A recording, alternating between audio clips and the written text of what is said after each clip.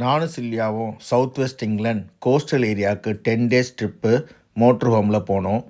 Motor ஹோம்ன்றது ஒரு moving house.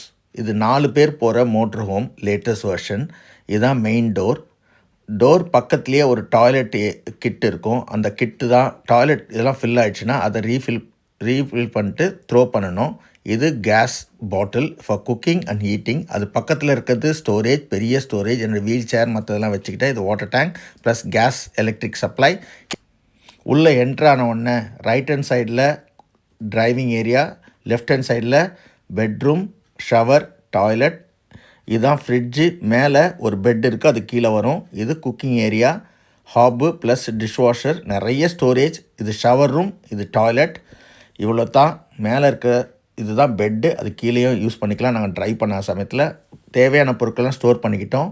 10 நாளைக்கு ready ஆகிட்டோம். நிறைய இடத்துல போய் பார்க் பண்ணி சமைச்சோம், சாப்பிட்டோம். சில்வியா நிறைய இடங்களில் ரசித்தோம். இதெல்லாம் நான் எதுக்காக பண்ணுறேன்னா, நெக்ஸ்ட் மந்த்லேருந்து இதெல்லாம் யூடியூப்பில் டெலிகாஸ்ட் ஆக போகுது. ப்ளீஸ் லைக் பண்ணுங்கள், ஷேர் பண்ணுங்கள், கமெண்ட் பண்ணுங்கள். இதில் வர ஃபண்டு எல்லாம் எம்என்டி அசோசியேஷன் சில்ட்ரன் சேரிட்டிக்காக போகுது.